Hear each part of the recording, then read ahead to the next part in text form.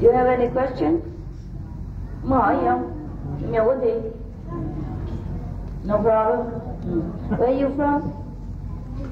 Chile. Chile? Yes. Oh, Chile. They eat a lot of chili pickle? Yeah? A lot? A lot in Chile? Huh? Aki? No? What? Don't eat chili in Chile? Yes. You do? Yeah, Spanish. Hot, huh?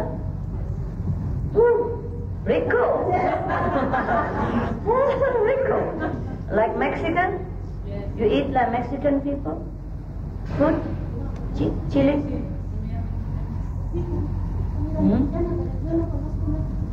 Picante? Chili. Yeah. And in Chile they eat extra chili, no? Huh? Muy picante. Más picante. Yeah, yeah. Oh no, not for me, no.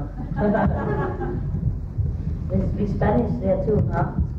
Habla español en Chile? You see? Okay, good. Then we can communicate in English. Because I don't know Spanish. I can read it. Yeah. I just met a lady from Chicago. She just looked at my picture and she saw white light already. And you have to sit there 3 hours and see nothing. Gosh, shame on you. Yeah, you know, from Chicago, there was the lady just talked to me. I don't know her name. Is she here? Oh yeah, she's behind her. Look at that. I'm telling lies. Okay. See, right? You say you both saw my picture only, and then you saw white light already. And then she read the book and could put the book down. That's what she just told me. Yeah. And shame on you. Sit there and listen to all this initiation instruction and know how to cross leg and all that and don't see nothing. Huh? You tell me you don't see nothing? She's black and she see white light and you know you see black. That's funny stuff. I'm sorry if I say you're black, honey. I'm yellow, by the way. Just very near. You know when God made us in the oven of test, yeah, test of our endurance, the black people come out with flying black color, and everybody else are pale because they came out first. You know, the black people endure the most. They stay right behind until the last minute. Yeah, until God says, all right, y'all come out, and then they come out. That's why they're all black. They're all cooked, you know, well done. We are just a medium rare or, you know, half baked. That's why we're so pale, you know, like the Sophie and, Anna, or, you know, like me, you know. I was, you know, near last, but not the last. The best come out at the last, right? That's why she sees the white color, because it's black. Anyhow, just a joke. Wasn't it a bad joke? No, it's good, huh? Yeah, it was. Okay, never mind. You just take things for granted, you know. Your situations sometimes are too good, okay? Too good. And you just kick back and relax. And wait for God to come whenever He comes. Huh? And other people, sometimes their situation, okay, never mind. Food. I know, I stand, it don't make much difference. Even with my high heels and everything, I still don't look much different than I sit. So I have to do this. All right.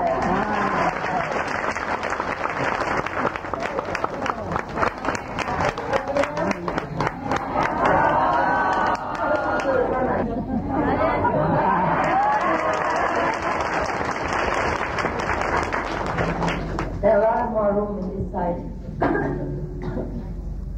You see, I'm just saying now that because some of us, including myself, perhaps the situation is so good. Huh? Oh, I'm sorry if you don't understand English, okay? Okay? 对不起，还没有翻译嘛，那没关系，我讲英文可以哈。Mấy người không hiểu tiếng Anh thôi ráng ngồi đó nha. Tại ngày mai mình mới có cái hệ thống phiên dịch đó. Tại ngày mai mới bắt đầu mà. Ngày mốt mới bắt đầu chứ hả? Ngày mai bắt đầu, ok. Quý vị ngồi tạm đó coi dồn để cho đỡ liền. Anh về buổi trò hả? Cô đã rồi sổ lại không buổi trò. Con không muốn thôi tôi đi ha. Giờ thì thôi tôi đi nha. Yeah, I just had to apologize to those people. And any other language I don't speak of, please just sit there, and if you don't want, you can leave. It's a free America. Okay, so go back to our situation. Many of us, our background, our situation is too good, like we're rich. Maybe not very rich like Rockefeller or whatever fella, but we have enough means to survive, and we can go see Madame Thanh Hải anytime we want. So we take it for granted, and so when we meditate, we don't concentrate very well. And that's why we don't have such a deep, sincere, and burning longing in our heart. And that's why we have very less experience compared to people in a less fortunate, so-called less fortunate circumstance, materially or physically. Like the people, for example, in some of the restricted countries like China or Vietnam or other communist countries. Oh, their experience are exceptional. You know, huh? You know very well, huh? When you saw them, now they tell you, huh? Or sometimes they write it on our magazine anonymously, because normally we don't want people to know who's having a higher level, who's not. Because like this is also no good for the high level person. Such is the nature of the human beings, that whatever is not in our level, what is higher, then we pull them down. Things like that we try, or we feel jealous and envious, and we send bad vibration to those people, and they affect their spiritual practice too. That's why I told you, don't tell people your experience. Understand? Even to the fellow practitioners, sometimes you can never tell whether they are up to that yet or not. Huh? You see, example, Jesus came, Buddha came, Mohammed came, and all these gurus, all these masters came. And what did we do, the human race? Kill them, torture them, make trouble for them, just because they're too high for us. We can't comprehend this kind of greatness, so we just have to tear them apart to see what's inside. This is our human nature. And after we tear them apart, we kill them or we torture them and then punish them, and then we love them again. And then if they come back with all glory, we begin to... Yeah? The same in political situation. Yeah? Anytime a president is voted, and half of the population will tear him apart. If not, he would have done a great deal more for the country than he could have done, or he did, or she did, whatever, okay? The master, or maybe any great political leader also. Most of great leaders, they have spiritual aspiration in their heart, and that's why they're great. And if not, they're just a politician. A bad one at the most. If they don't have spiritual sustain in their soul, they cannot be even good politician, understand? Can't be good at anything. So spiritual attainment is the foremost important thing in this life we have to achieve before we want to achieve anything else, be it financial status, fame, name, or politics. We want to lead people, we have to lead ourselves first out of darkness. And let it be a reminder to us that even in our favorable situation, we always have to try to remind ourselves that God comes first. God, that is our true self. I'm not here to preach you that I have to kneel every day to God and worship Him, because if there is such a God, He doesn't need us. to worship Him anyhow. But let's remember that He is us. God are us. God is us. And so we have to remember our great self in order to survive first and then to get out of darkness in this world. Because in favorable situation and in happiness physically, we tend to forget what is the most important thing. We forget. And then we plunge back to suffer again, and then we scream again, and then we pray to God and all that. And it's sometimes too late. We already suffer. So it is better that we remind ourselves every day, try to endeavor. Before you sit to meditation, try to pray to God in any way that is dear and is touching your heart. Pray to God, pray to the inner master, pray to your inner self, pray to Buddha, whomever you feel is the dearest to your heart. Please help me to remember who I am. Please help me to be enlightened more and more every day. And that's it. Once enough. If you sincerely pray, once is enough. Because you yourself hear it. If you're not sincere, you can shout the whole day long. You yourself know it don't work. Because you don't put the whole self in that prayer. And that's why it doesn't work. But sometimes it works, the prayer, because when you're so desperate already and so down and you're really down, you pray. At that time you see the light. Even if you ordinarily don't see it, or difficult for you to see otherwise, at that time you will see. Is that not so? Have you experienced? Yeah? How come so small? Yes. Only 2 or 3? Yeah, true? Oh, okay. Yeah. I'm just saying out of my own experience. If you don't have it, then you don't have to say yes. But you can try. You can try again. If we fail, we have to stand up and do it again. Every day we have to renew our strength in God and in our practice and in what is beautiful and truth and glory. We cannot just sing in this material world and material comfort and material kind of life forever. We cannot, because we are not that. We are not that at all, including this body. Now we still remember it, so we still stay here. But in Samadhi, we don't remember the body even. The body don't exist. And we know we are not the body at all. At that time we know our true self. And all of us have to endeavor to reach that state of selfless. And then you will know what God is. Truly God is. At the moment, we only know God as abstract being, like bless us, help us do this, do that, and answer our prayers. And we already know God to some extent. But it's not enough. It's not enough that every day we pray for material comfort and to solve some problem to us and all that. It's not enough. We have to reach the state of being one with God. Then we know we are God, and we are children of God, and we are God also. That is the state that Jesus, Buddha, and other masters have attained, and we must endeavor to attain that too. There's nothing more worthwhile in this world, is it? I told you many times. Suppose you become the king of the whole world, and then what? Would you eat more than 6 times a day and get fat?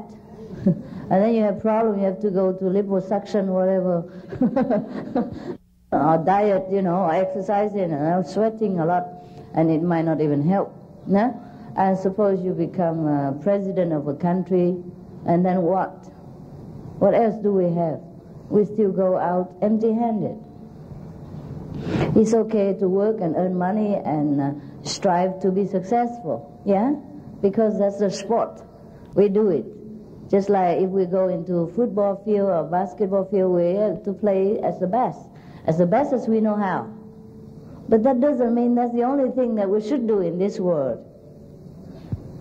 That's just by the way, just by the way.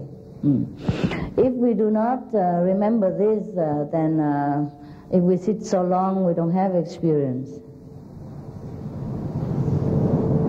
The people who have experience also have to remind themselves, don't be too proud, don't be too relaxed, because there will be more, a lot more to go. Huh?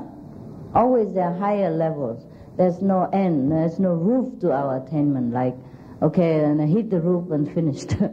It's not. There's always more happiness, more bliss waiting for us at every step of the way, at every level of consciousness. So we always have to continue. And that's what is worth living for. Otherwise, if we live another 100 years, and then what? Huh? Eat and sleep, watch TV, that's it. It's not much to do, huh?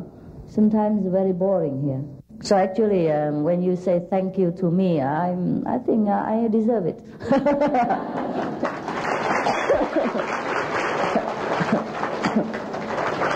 Because I have teach you some way to pass your time, huh? In this boring world. Suppose you don't have meditation, wow, how boring can it be, huh? Sometimes, huh? Remember before? You go to karaoke, you go discotheque, you go to movies, and then what not? What next, you know? Every day sometimes you don't want to get up because you don't know what to do next. Even if you have a lot of money and you can go to party every week or every 2-3 times a week, you still feel bored, huh? You eat a lot of food, you know, caviar and vodka and whiskey and all that, and then you have hangover, and then hang around, and then hang your head down. It's nothing much, is there, huh? Yeah, that's all you can get in this world. And you wear a lot of jewelry like me, and then what? Oh no, today is not. This is a cheap one, about $10. This is not my design. This is my design, okay? Actually, if you don't want to buy any of my design, you know, I mean, that's okay. I understand, because I don't want to wear them either. Now and again, okay, you know, if it's a special occasion, because it's tiring, huh? I understand. I like to wear those, you know, $5 thing from Kmart or Target, thing like that. You know, that's simple, easy. And you wear those simple clothes, huh? Run around, very comfortable. Yeah, as soon as I go back to my room or my house, I take this off immediately. Yeah, as soon as I get out of your sight, I'm just all off. Because the official clothes always make you feel too official, huh? Not relaxed. That's why I always advise you, when you go to group meditation, you don't need to put makeup on. You just wear very simple, elastic kind of clothes, so comfortable, so you can sit and you feel relaxed and you can forget about the body. All these official clothes is only for official function. Otherwise, it reminds you too much of the physical body, and it doesn't make you feel good. It's not a sin. It's not a sin to wear beautiful clothes. It's not. It's just too uncomfortable, too self-conscious, yeah? Make you aware of your beauty and your body, and it's all this illusion anyhow. Doesn't matter how beautiful we are, it's not real, right? It's not real. Because if it is real, we can maintain it all the time, from childhood until old age. It's not real. That's why we change every day. Things decay, huh? And it's not a sin to take care of the physical body and the need or put on jewelry and all that. But too much conscious of the physical level make us kind of heavy, huh? Pull down to the physical level, and it's difficult to rise up in meditation. That's all. Okay? Yeah? Huh? Okay. So whenever you need to put makeup on, then you do that. Huh? And if you don't need, just wipe it off, be yourself and meditate. Huh? Except when you have a very choosy husband and he wants you to put makeup on, then do that. Okay? To keep him. If you can't live without him, then you have to keep him. And if you can live without him, then say goodbye.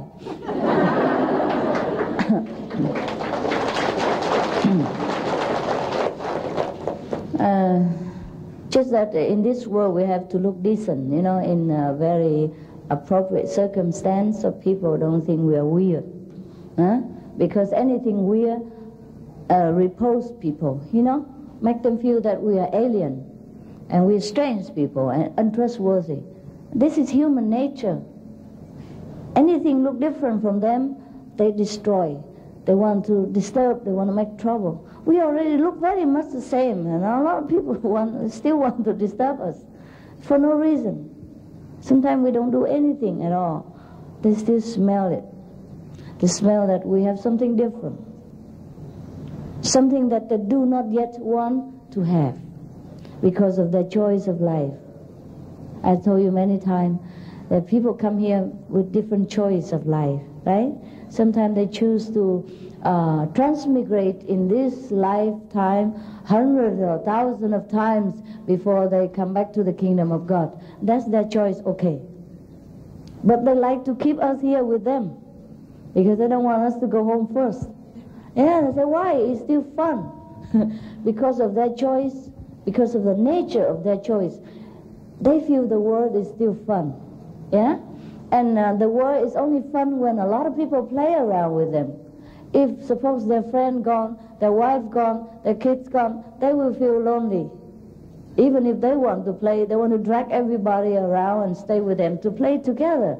And that's the reason why a lot of other souls try to obstruct the elevating soul, try to obstruct the spiritual practitioners. It's like that. Just like kids also, They're small and they want to play a lot. And they like to drag sister and brother, even though they grow up, more a teenager, they play a different game. Or parents don't want to play children game anymore. But the kids, the children, always like the sister and brother or the elder friend to play with them. Like to retain them, retain them in the playground with them, even the parents. You see what I mean? Not that the kids are bad, they're just at that level. They love playing, and that thing is fun, to play with plastic doll and plastic toys and, play seesaw and all kind of these kids game. Or they feel fun, they can play all day long, and we the adults pass already, and we're tired of it. But sometimes we have to stay around and play with kids. And sometimes you have kids, you play like kids too, right? Just for their sake. And you wear, Mickey Mouse clothes and all that kind of thing too. And you wear, reindeer kind of horn and all that, just to play with kids, huh? And sometimes around the kids you feel like a kid too, yeah? And you forget yourself as an adult. But we don't forget that often. We don't forget all day long. We don't forget 24 hours. And that is the difference between a spiritual practitioner and a non-spiritual practitioner. They are still kids. Let them play their game. And we sometimes play with them. Like we put on makeup, we put on jewelry, and we do this, do that, just like they do. But we are aware that we are different, that we're bored with the mundane physical game. Huh? So now you understand, huh? But don't be a kid forever, just like a parents, huh? A parents can play with kids sometimes, huh? But you have to remember yourself as a grown-up, no? Or you can't help but remember. Because you have your work to do, right? Your money to earn and the whole family to take care. Even if you don't want to remember that yourself an adult, you have to remember. Similarly, when we grow up spiritually, we cannot play ignorant person anymore, even though sometimes we do. Yeah? For time being, for an hour, or for half an hour, half a day, maybe 1 day, 2 days, 1 month, but not forever, because we already awakened. We already grown up spiritually. We are ready to take on the responsibility as saints, as Buddhas. We cannot pretend to be spiritually children anymore. And that's the difference. And that's why we do the way we do. That's why we have to meditate. That's why we have to keep the precept. That's why we eat the vegetarian. We have no other choice anymore. Even if we want to try, go back to McDonald's or whatever, we just eat the French fries. Right? Cái gì đâu mà càng ngày càng nhiều vậy? You bring the whole restaurant here or what? Oh my God. Make people envy. Okay, anyhow, go back to where? I'm thankful to you, yes, to some of you, not all of you, some of you who try to do this and do that and arrange this, arrange that. You know, I do know that it's a very difficult thing to do, organizing a retreat, because there are 1,001 things to take care. You know, in such a holiday season, and to book a hotel in the middle of a capital city for many thousands of people, it's not easy, huh? And it's not that we have a lot of personnel in Washington D.C. Anyhow, but I'm grateful. So sometimes for your arrangement or your request. Without you, I would not do much. Yeah, the most would be take care of your letters, you know, approving some of the manuscripts, and, you know, proofread something, and sing along, watch movies, watch a video, thing like that, and hang around. So, because I don't think I have much to do anymore. You tend to feel peaceful inside, don't you? After some times of practice, and you don't want to do anything. That is the truth, huh? Before enlightenment, you still want to run here and there and, oh, do this, do that, save the world, you know. And after a while, you feel everybody's okay. Whatever they choose to live their life is fine. It's fine. But then luckily, some big bodhisattva, you know, with great vow from the past lives, come here to save the world for me. And then they would think of doing this, doing that, doing others, you know. So all the work are done by you. Most of the work are done by you. The initial works have done by me, you know, like I was invited to go here, go there and lecture, and then I did go. And then so I saw the seeds of awareness among the people, and then from then on you continue to do your job, huh? And then now I don't feel like there's much to do. So it's good sometimes like this that somebody requests, you know, even outside people. This party, this retreat would not take place if there has not been for family. The great musician family, remember last time in Long Beach? Last year, same time? Yes, the one who play all kind of Vietnamese ancient instruments. Yeah, and they made it themselves, and they modified it into different type, remember? Yeah, that great family. They want to do something before they retire. That's what they told me. I hope they won't retire afterward, but, you know, they just think they want to do something the last time.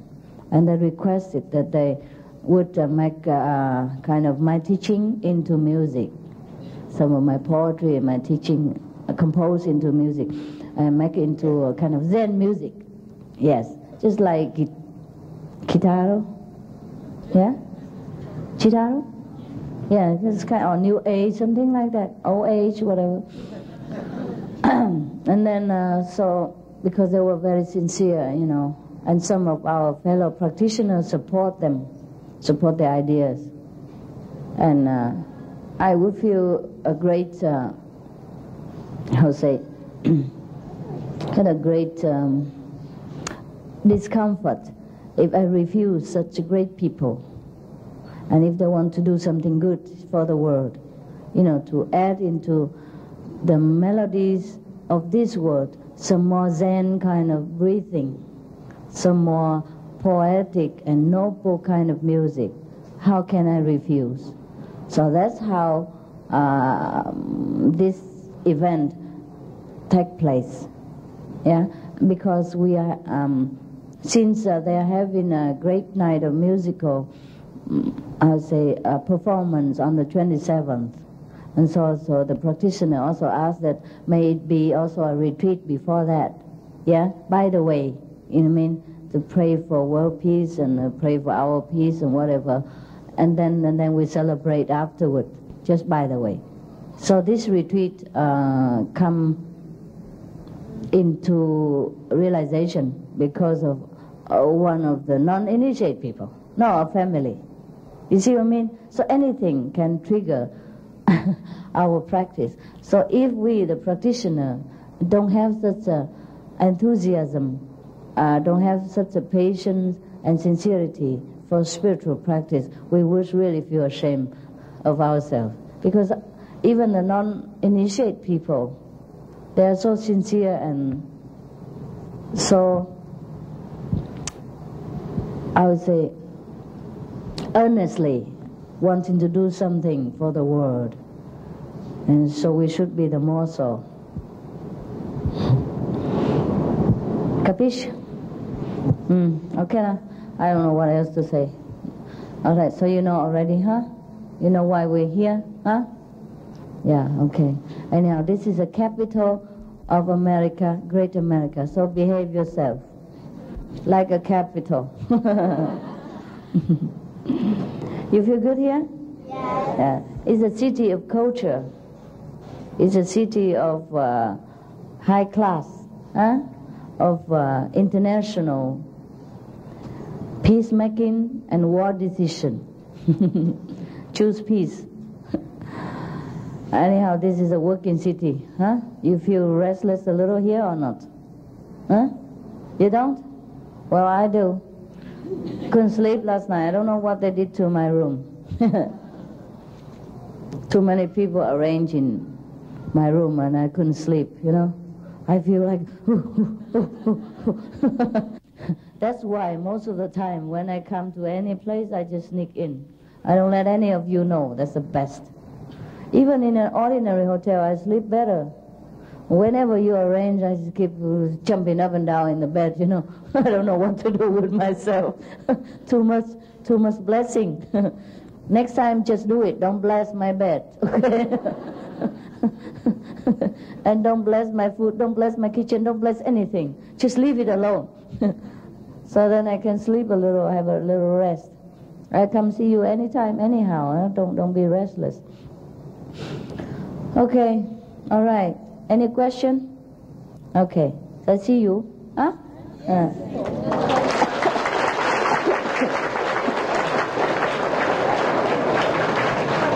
How are you, Master? How am I or how old? How are you? Oh, I'm okay. Thank you. I'm okay. No, nothing. Nothing việc hả? Thôi dẹp đi. Nói rồi, nói hoài. If you don't know, you please ask the person in charge who know. You know, ask the Hộ Pháp or, you know, the guards or whoever, the working staff out there. Huh? Okay, because I don't know either. I tell you truly. The first time I know that this hotel called Hilton is because I came here. Yes. I don't know what street is on and what number even. I don't even know what room or anything, you know. I don't know where to go and what to do. So don't rely on me. Don't ask me such kind of question. I don't know anything.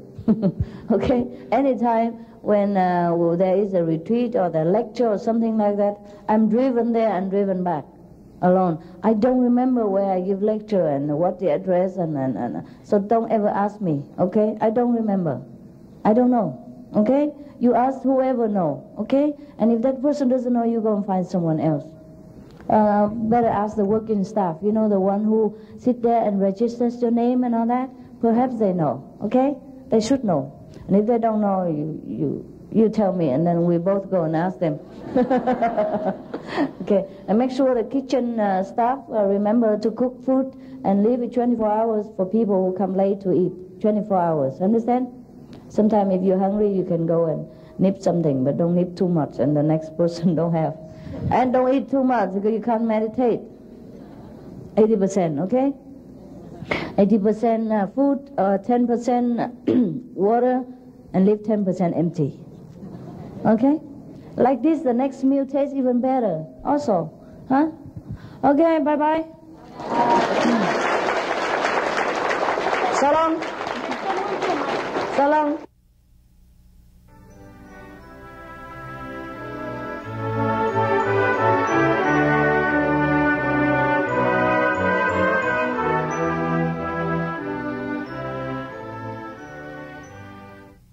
I was initiated in July of this year, and for some time throughout the past few years prior to this, I had come to feeling empty with my ambitions and my material comforts in the world. And my spirit was thirsty for a deeper sense of meaning in my life, one which I have known and carried with me for quite a few years in my life. I'd been reading yoga philosophy, and through my meditation I prayed to God to send me that fruit for which my soul was so hungry. One day, as I was reading at our local spiritual bookstore, I decided to take a break and dine next door at a popular vegetarian restaurant. It was there I came across a small booklet entitled "The Key to Instant Enlightenment." I thought, what's this? Now instant enlightenment. Just add water and stir. But as I turned the booklet over, the words, "We the disciples of," caught my eye. And I was curious by the fact that this seemed to resemble more of a book than a booklet, and it was presented by the disciples of the author, and I was impressed by the amount of work that had obviously gone into it. And I thought, some people must have a great sense and strength in belief to go to all the time and expense to prepare this and offer it free to the public. So I took the book home and I began to read it. The words within it seemed to captivate my spirit, and in the simplicity and honesty in it, they had a great sense of appeal to my inner ideals of truth and meaning. It wasn't that it contained things I didn't already know, such as vegetarianism, world peace, love of God, world hunger, and the like, but it seemed like I was reading the words for the first time. I could not put the book down, and after reading it, I found myself back at the local bookstore looking for further reading material by this author known as the Summa Hai. I read all the books I could get my hands on, and within the span of a couple of weeks, I then contacted a meditation center in my area. It was after receiving a warm welcome there from the enthusiastic and loving disciples and after reading these truthful words imparted by the Master, that I then realized what I had been come to looking for. I wanted to become initiated, and I applied at my first visit to the center. After a few months of waiting, my day of initiation had come, and by that time I was doing a lot of reading of the Master's books and was in eager anticipation of being hurled into ecstasy. I had visions of visiting glorious places with jeweled temples and mentally prepared to travel to heaven amid the sweet sounds of trumpets blasting in my soul transformed forever, never to return the same. I had thought of myself as being somewhat spiritually advanced prior to this, and therefore it came to me as a bit of a shock when I found in initiation that these great things that I had been expecting all this time just really didn't happen. But many things went through my mind at this time. Maybe I don't have many merits, I thought, or maybe something went wrong, or maybe I'm just not the idealistic soul that I profess to be and come to know these past years. As I began to think deeper upon this afterwards, and as I continued on with my daily meditation since, I slowly began to grow a bit more comfortable with my expectations. Why should I have any expectations of God at all, I thought, but rather accept the greatness that surrounds me every day. As I looked at myself a bit closer, I began to dissect my own morals and ambitions. It became clearer to me that I was not above or below anybody else, but rather just a man like any other, looking for the same loves and hopes we all look for within. And as I looked deeper, I began to see that all of us were heading in the same direction, just taking different paths. Some higher, some lower, some faster, some slower. And as I looked within my heart, I began to plainly see that this was the gift offered me through my initiation, and not the grandeur I had expected. It seems that every time we encounter the truth, its simplicity evades us. As I continue with my meditation these days and try my best to adhere to a simple and honest lifestyle, I stop from time to time and take my comforts and strength from these simple things and thank my inner master and Master Ching Hai for her unconditional love and help. Thank you very much.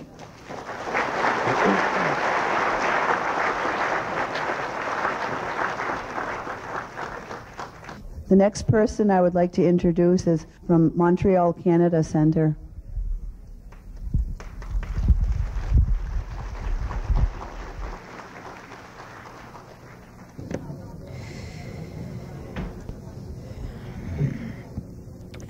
Je vivais une période difficile avec mon mari car il n'était pas d'accord que j'aille à cette retraite.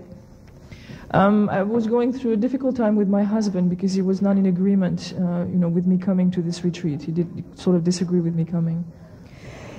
Le dimanche suivant, comme je l'ai médité, la salle de méditation n'était pas prête, je suis sortie.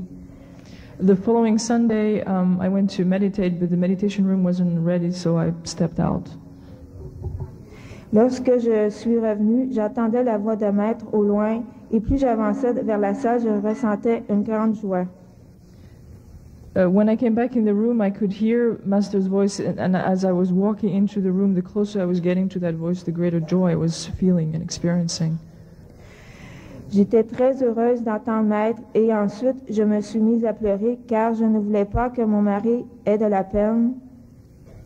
Que mon mari ait de la peine parce que je venais ici. Oh, and I was feeling greater joy, but at the same time I was a little worried because I was afraid that my husband would, do something that would go against that. À la fin de la méditation, il y avait un messager pour répondre à nos questions. Il m'a dit, même si je n'y allais pas à la retraite, d'être heureuse avec mon mari.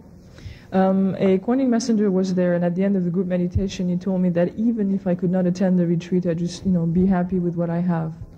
Je me suis décidée à écrire une lettre à mon mari et je pleurais tellement que je ne pouvais plus écrire. I was very sad. I was crying a lot, and I was crying so much that I couldn't write down anything. J'ai prié Maître de m'aider à accepter la situation et j'ai pu terminer ma lettre.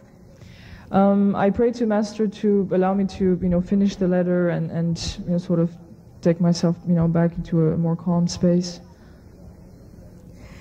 Lorsque mon mari est arrivé pour dîner, je lui ai remis la lettre et il m'a dit « Ça me dérange pas que tu ailles à la retraite. » And when my husband came back that evening for dinner, I gave him the letter and he read it, and then he turned to me and said, "It's okay, you can go to the retreat, I'm all right with it." J'étais très heureuse de venir ici. Merci encore une fois de prendre soin de moi et de ma famille, Maître. I was very pleased with that, as you may know, and I thank Master for taking care of everything, including my family. Thank you.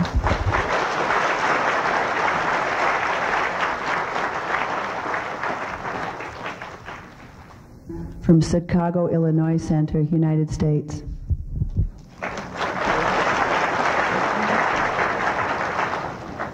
Peace, everyone. I was initiated June 1st, 1997. I am also very excited and happy to be here today at this great, great occasion. I first heard about Master Ching Hai in August 1996. My husband and I were on vacation in Hot Springs, Arkansas. We were in a shop looking at books and rocks, crystals, and so forth. My husband discovered the book and brought it over to me. And he said, "Look." I looked at the front and then I opened it, but her picture on the front, there was something special about that picture when I looked in her eyes. But I began to read it. I couldn't put it down. I put it down and pick it up. And on the way back to Chicago, my husband drove. I read the book periodically to him, just telling him what was going on. And I began to see beautiful colors after this that I'd never experienced before. The bright, bright white light. It was just a wonderful experience. And, telling him he was excited too. But it was truly a blessing. I felt just really uplifted. And, you know, I've known about the consciousness raising, positive teachings for many years.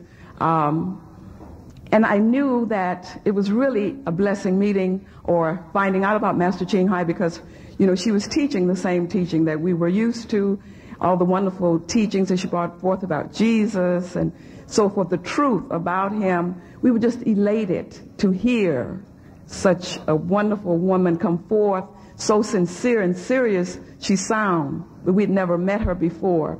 And I've also had experiences where I've seen like her image in dreams or just closing my eyes to meditate.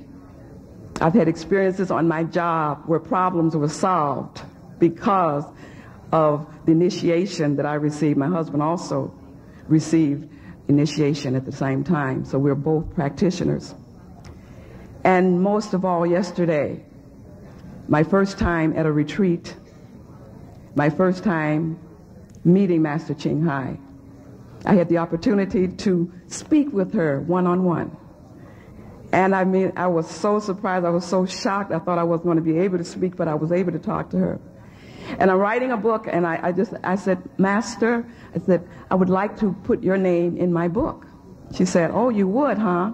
She was coming down on the escalator, I was going up on the escalator. That's how I believe God planned the meeting in that way. But I turned around and proceeded behind Master and the group, and they were coming into the meditation hall, and I just came in and I stood along the side, and after a while she turned to me and she waved, and then she looked again and I said, she's begging for me to come. And I ran over, and some of the security run. I ran. And I mean, it was just amazing. But I just know it was God planning this. And my husband really, he couldn't come, but he encouraged me so much to come. He said, you should go. And I know why now. And I just feel I have so much to share with him and so many other people. We are all truly, truly blessed, way beyond our fondest imagination. It's a blessing to follow whatever Master says, eagerly, speedily, whatever, because she is truly, truly God sent. And standing in her presence, you know, it's just a blessing, because I just felt the power of God, but a meekness and an humbleness about her, a giving spirit that I know of no one. And I did have a master before who left the body in 1983. So this is my second master. And I thank God, because I know we were led to her. Thank you all. Peace.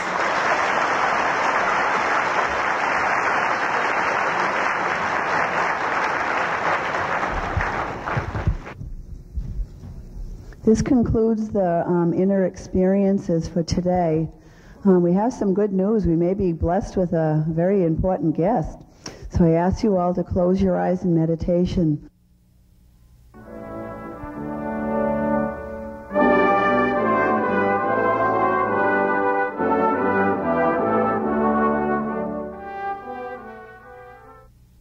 I'm scared to meditate with you. I can't even sleep here. This is incredible. I thought I'd sleep upstairs, I'd be too cold, you know, lonely. I come here and sleep together with you, but no chance. And then,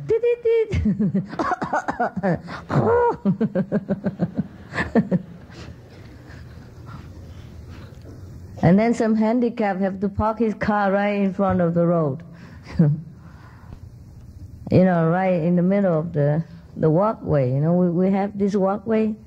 This is for 1,000 people to walk, not for you to park your car. You know, the no-wheel car, you know, the handicapped car. It's not a handicapped car.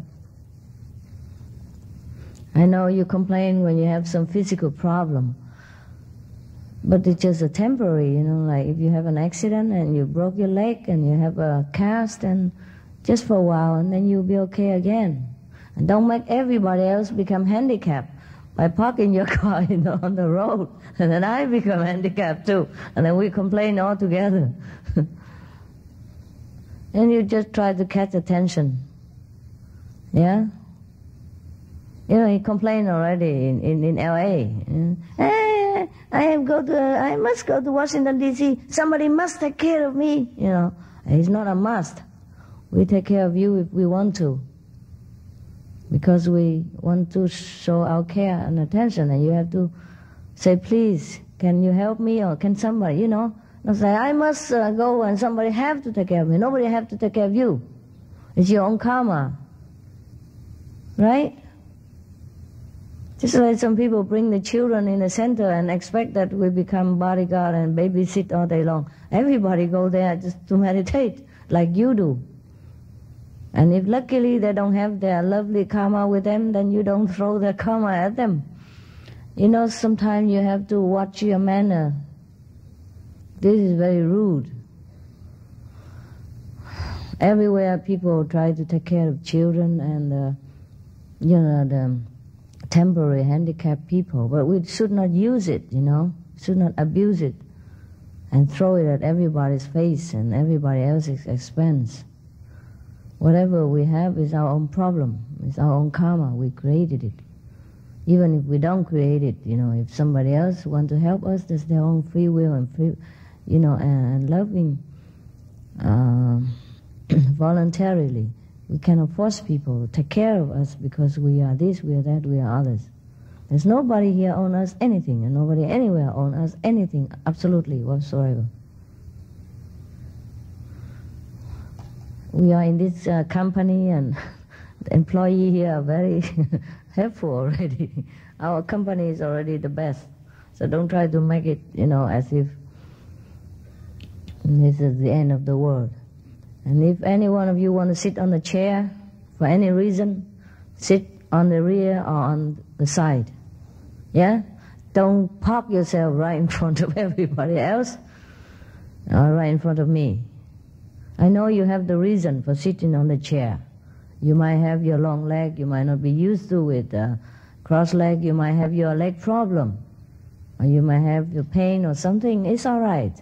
But consider somebody else that don't make everybody painful like you do. It's not necessary, yeah?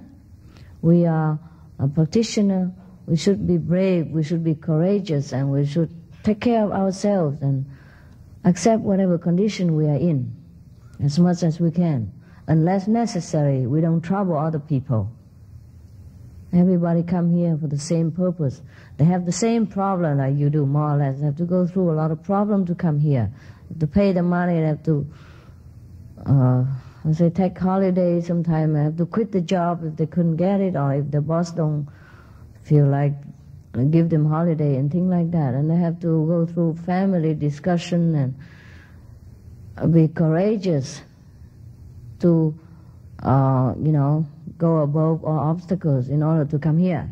So we all have to respect everybody else's position, and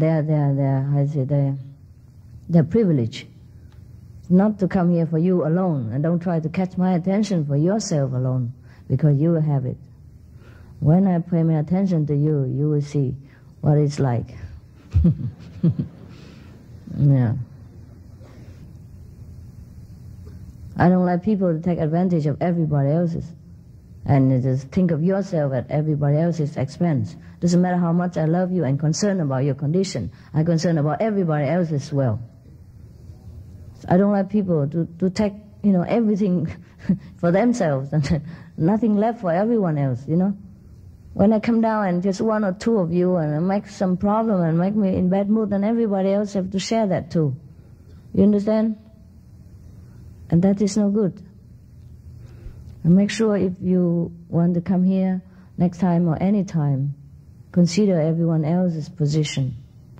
Your alarm clock we don't need here. You always wake up on time for dinner. Because somebody else will knock you out of your samadhi, or, everybody else will get up and then Normally we have the rule for meditation hall, Don't bring all kind of plastic bag and cushion and alarm clock and any tiki-tata like watching the meditation hall. Everyone should know already from the meditation center. But every time you commit the same mistake. And the time here is very short and very valuable. If it's not for you, then for everyone else. So if you don't feel it's valuable, then you stay in your room. Meditate, sleep, whatever you want. Nobody is forced to come here. Until when you come here, you behave and be responsible. Just thinking, suppose you are in the other person's shoe, what would you feel, what would you think? And don't try to just feel sorry for yourself too much at everybody else's expense, including mine. I'm not always in a good mood, I warn you. You know already very well my temper. Need I advertise on TV? Yeah, when I don't like it, I don't like it. There's no nonsense about me. And if you don't know it by now, God helps you. Okay? Don't always try to stick out so that I can see you. Just sit where you are, I see you, all right. Okay, now it's time. It's fast, huh, today, huh? Just have a little sleep and then 4 o'clock already.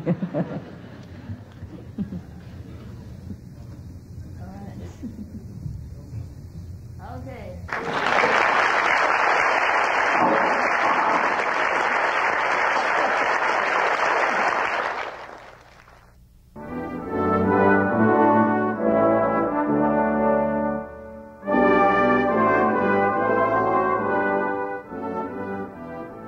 What happened is last night I did some research, in here for some of your questions yesterday.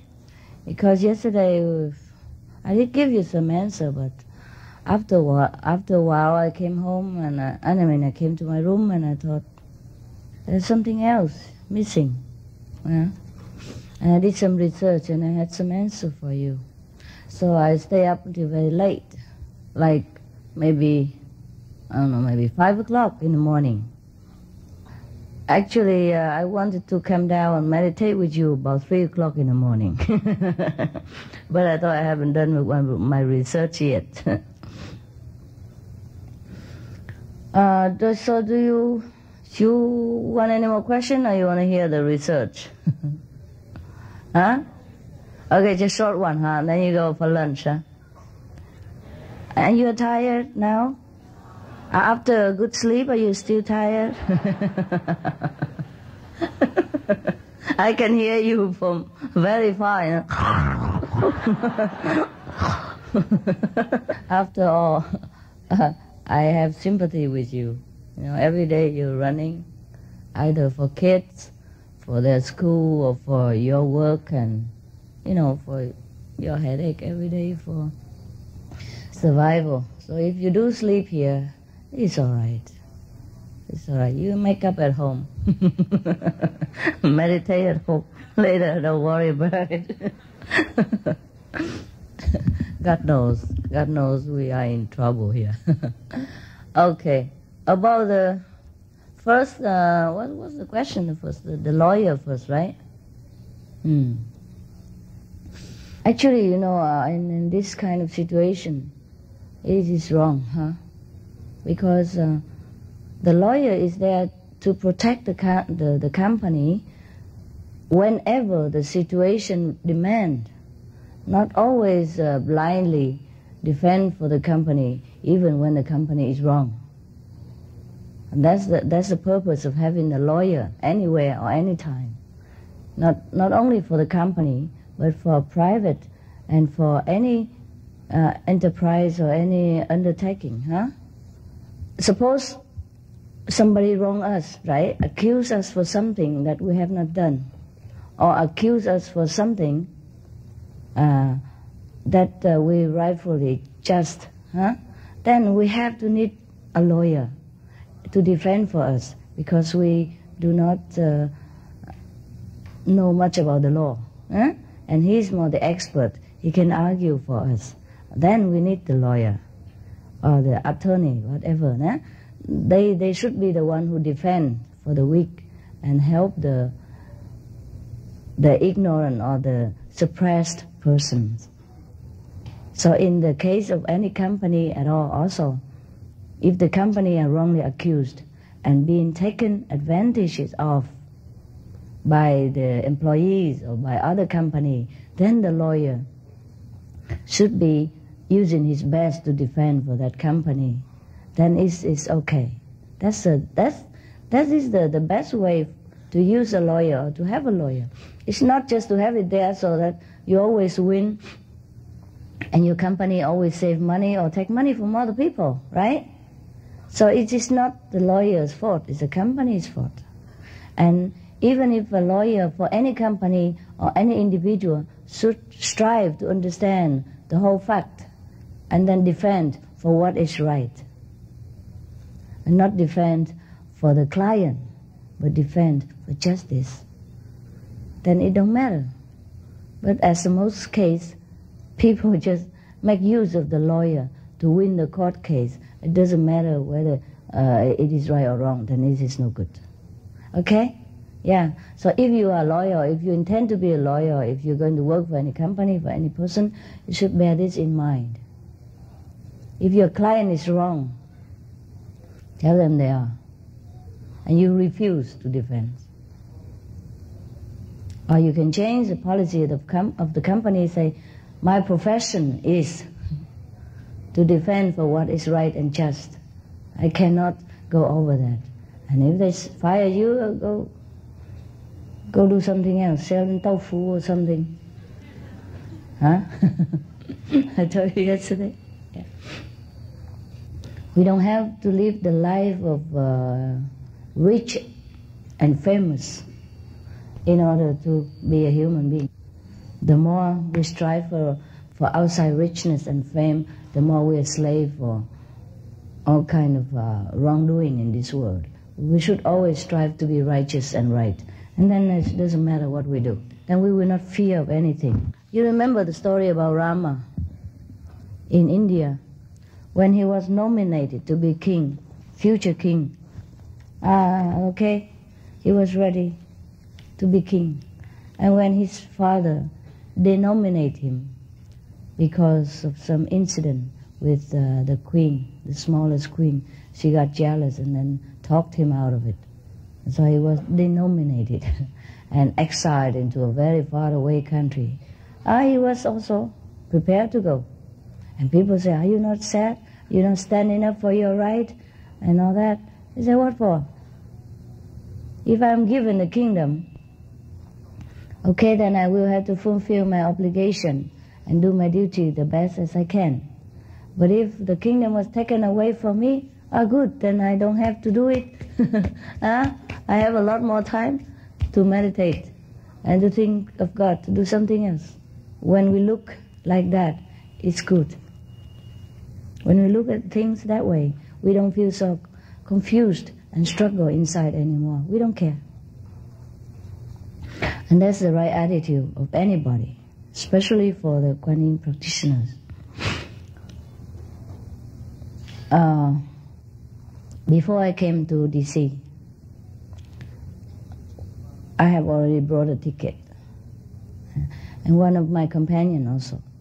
And then when we went to the airport, he forgot, you know, he probably have a different name. He has a different name. And then the other ID card is a different name. And he forgot to take the other new one. Yeah? And then the airline didn't let him go. And they make so much trouble, so much fuss, you know. And this is inside America. Normally people don't check the name. I don't know why they did that. And so make so much trouble. And and I was ready to curse the whole company. Because it's the last minute, you know. And they tell us have to go back, get your ID and come back and all that. And we'll be late, and a lot of people waiting for us here, and we couldn't get in touch with them at that time because the organization wasn't that wasn't done properly yet. You know, the telephone and everything is not yet connected. But then I thought, no, don't do that. It may be for something good. And then I just smile. Yeah. It just makes you feel peaceful when you forgive people.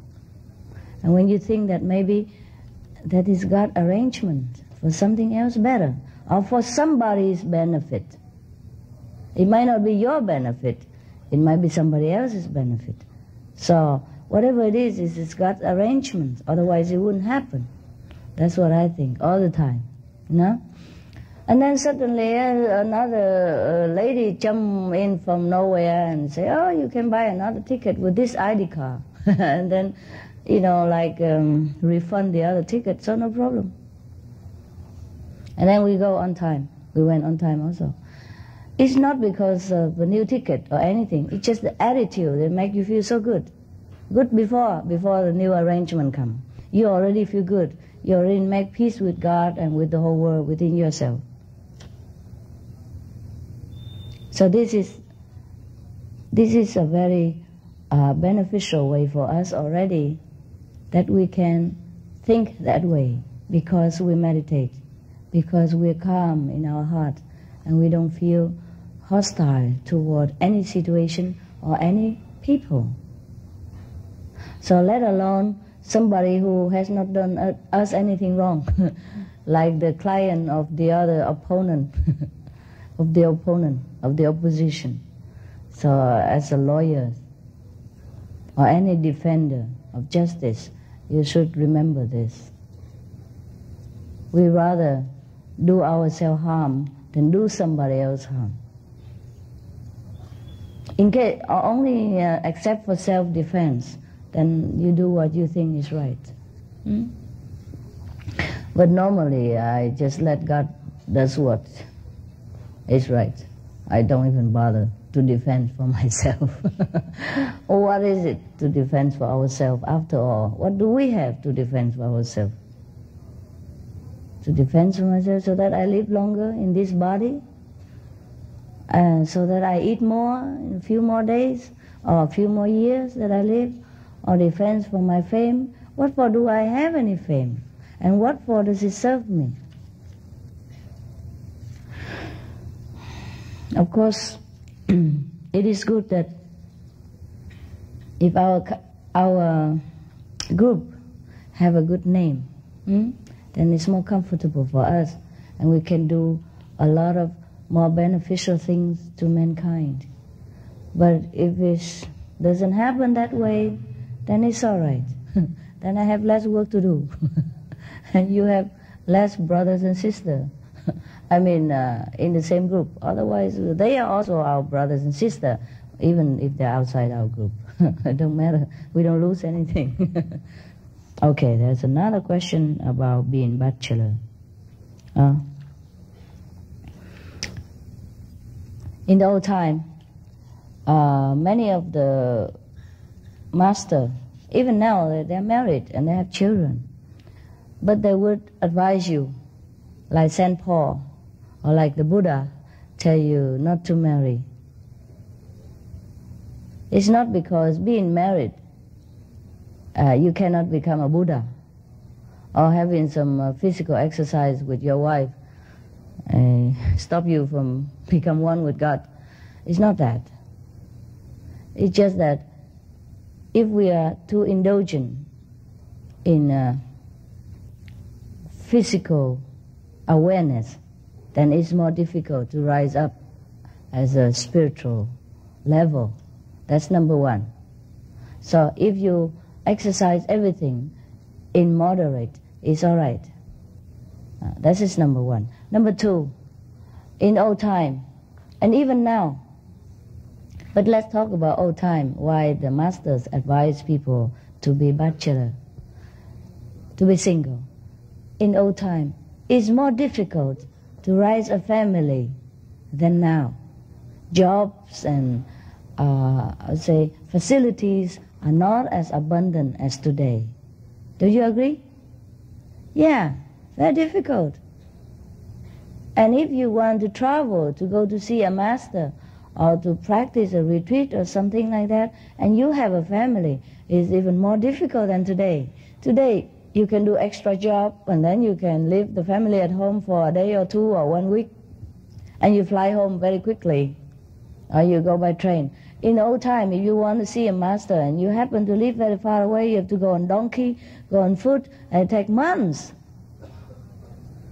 Could be years. So how are you going to leave your family behind and discharge your duty as a spiritual practitioner at the same time? It's more difficult. That is if your family even let you go at all. Huh. And if even your conscience allow you to do that. And to raise a family and to earn a living in the old time is very, very strenuous. We always talk about the good old time, like as if before our time, everything is more abundant, everything is more glorious and more clean and pure. It's not true. If you see the picture of the old time, the photo or the painting, you see the chimney or smoke in the whole cities, right? And the horse manure is all over on the street, and the cows and the pigs are running everywhere, chickens and ducks and running in your apartment in New York, for example. Everywhere is not as clean as today. And not to talk about the bathroom, the toilet facility and all that. You know what it's like, huh? In the place of the dustbin today, there's a place of the the night pot and all kind of things. Yeah, that was the old time. If you are single, it's more easy for you at that time as a practitioner. Now you can picture the whole thing or not? Yeah? Okay. Because if you're a bachelor, you can just share a room with anybody or just live anywhere, huh? But if you have a family, a kid, and before our time, you want to control birth, it's very difficult too. Today you have more facilities. If you want to have 2 children, you can have 2 children. Well, accidentally sometimes 3 or 4, but at least the majority has the opportunity to change the circumstance, yeah, or to choose.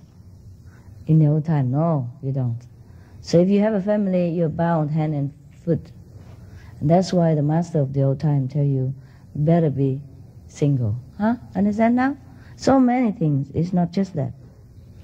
And then suppose, if you became a master even after being practicing for a long time, and then you have a big family, how you travel to teach people and all that?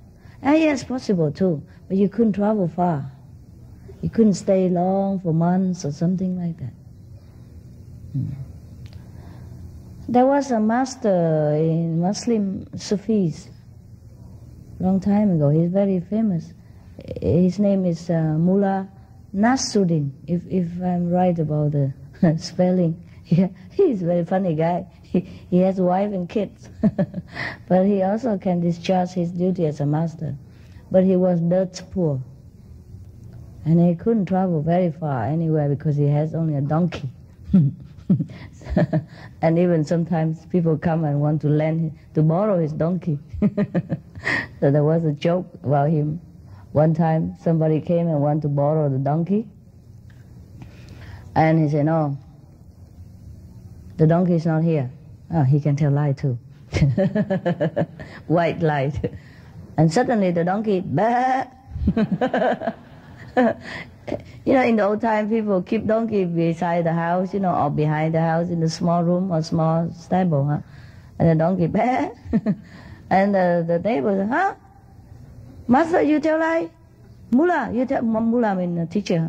You tell lie? The donkey just, I say, the donkey just bay, huh? And the master was so indignant, standing up and saying, now you believe me or the donkey?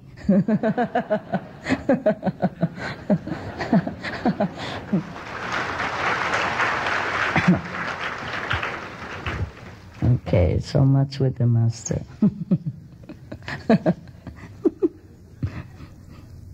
And one day he went to a neighbor, talking about being dirt poor. He went to a neighbor house in the garden and plucked some of the carrot and put it in his bag. Plug it in and put it in his bag and ready to bring home. And the neighbor saw it and said, Mullah, just what you're doing. Plucking my carrots and put it in your bag like that?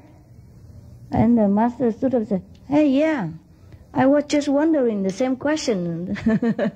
And then you came.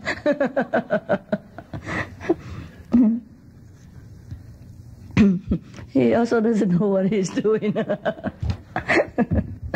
Very cute guy.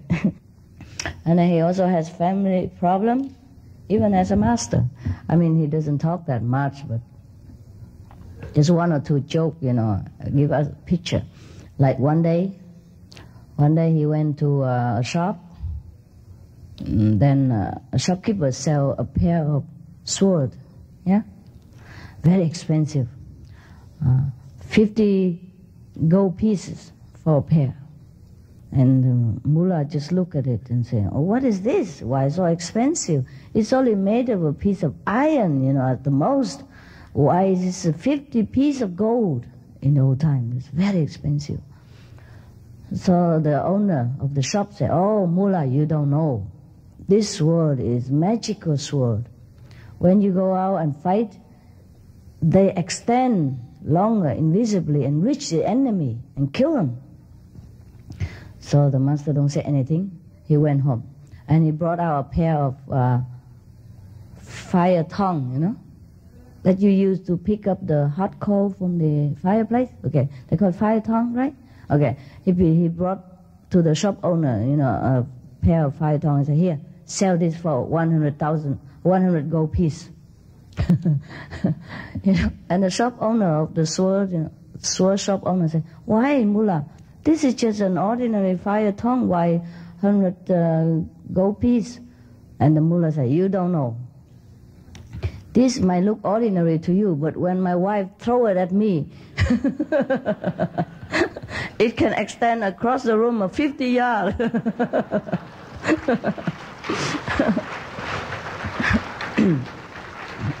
And reach me without fail anytime.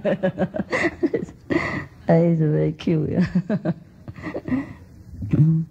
So if you have any problem with being single, you remember all this. If you're single, you have problem. If you're married, you have problem too.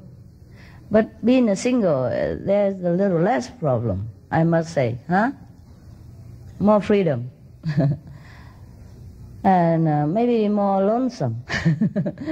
But when you're married, you have more fun, but more trouble also. You pay for everything that you want to get in this life. And you have to be willing, either way, So make your own choice. It's not that if you're married, you cannot become a Buddha. Yeah. And about the person who talk about his own problem, the money problem, that he's so money-oriented, remember? Yeah. Well, that's a normal reaction of the mind if we are into something and intensively concentrated on it. Yeah? The same if, suppose you quarrel with your spouse before you sleep or during that day, and then before you sleep, you didn't meditate enough. Then when you wake up, you still remember the quarrel yesterday. Yeah, it still disturbs you very much. Sometimes even you meditate a lot, and disturbing is still there. So you just have to take time to let it go. But if you quarrel again the next day, and the next day again and again, then it will be very much disturbance. And then it's very difficult to forget it.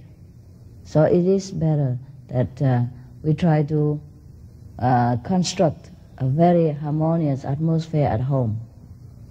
And that's why I advise you to discharge your duty at home as best as you can, so that everyone is happy including yourself. And then you can meditate better. You don't feel disturbed in the mind while you meditate, or even after meditation, or during meditation.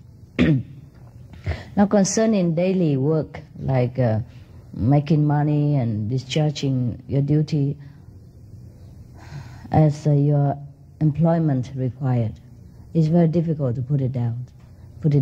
That's why you have to meditate every day to erase some of it. But there is a solution to it. You know, even I sometimes, when I meditate, I think of the problem too, because it was at hand. And it's sometimes pressing, sometimes very difficult to get rid of. Yeah? So what I do is I write out the problem before I meditate. Okay, this I will have to solve. That's just one thing. Write it on a piece of paper and have a notebook beside you or in your pocket, small one, so it's not heavy. And then a pen. I told you that many times, but I tell you again, this is more practical concerning your job. Because once you write it down, the mind feel better. Okay, he's going to take care of it. It's already lessened the intensity and the pressure. When you finish your meditation, you can take care of it. You tell your mind this, and then it ease off. And then if you know the solution, okay, now I'm going to meditate. You know you're going to meditate, but you know the solution to your problem. Like, okay, I'm going to do this, do that tomorrow to make more money or to solve that problem. Then write it down too. And that's even better for the mind to calm down. But during meditation, sometimes you have better idea about how to solve that problem, how to make profit. But not to take money from other people unjustly. That I don't advise. And during meditation, maybe the problem is still there, and then you have some clear idea what to do. And then you write out immediately on a piece of paper the ideas that come up in your head during meditation. Because that is maybe the master who answers you, who give you the solution. So write it down before you forget. And also once you write it down, you're peaceful. And then you can continue to meditate. So don't hesitate. The meditation is not only to become a Buddha, I told you. It benefits you in many ways. Give you peace of mind, give you a clearer mind for your problem daily, and give you physical purification so that you become fit and healthy. There are many ways you can benefit from meditation. It's not only to become a Buddha or to be one with God. It's just the byproducts are plenty. Miracles happen, and health are restored, and sickness is removed, and problems is resolved. So do more meditation. And during meditation, if any ideas come up very clear to you, then write it down. And like this, you can continue meditate later, and the problem is gone. Okay? Understand? That's it.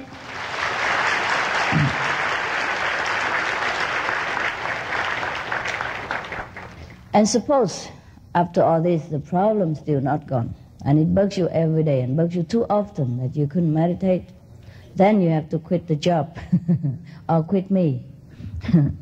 Yeah, there are some of our initiates before. After they became successful in some business, become rich and famous, they quit us too. Too busy, too engaged in socializing, in lobbying, in dinner party, lunch party, and meeting this and that high personage and famous personalities, etc., etc., and then more and more demand all the time of their time and their energies, and then they come home, they don't meditate anymore enough, and the less they meditate, the more they are involved in worldly activities, and the more they are involved in worldly activities, the less they can feel inclined to meditate.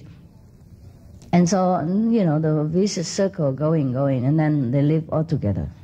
And now completely successful in the world. Use up all the energy and the merit earned from the last period of meditation in the world again. I have told you to be successful in the world, but not as the cost of the spiritual progress. Understand? Because after we leave this world, we have nothing. We cannot bring anything with us. So if we cannot balance our life between spiritual and material gain, we have to quit one or another. So the choice is yours.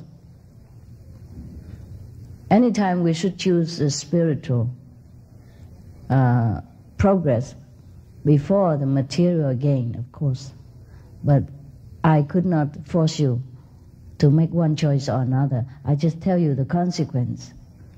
Money and fame is very, very strong, powerful tool that the Maya use to nip us from our spiritual aspiration. So be careful.